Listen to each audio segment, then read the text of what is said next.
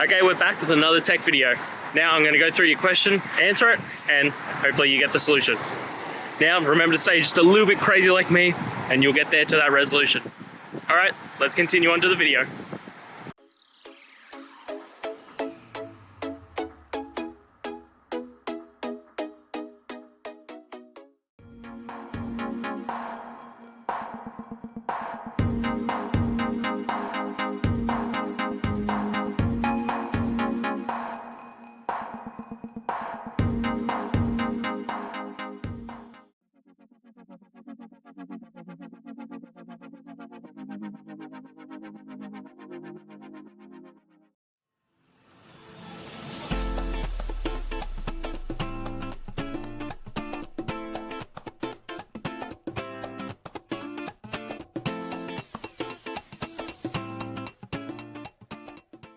And that's it, guys.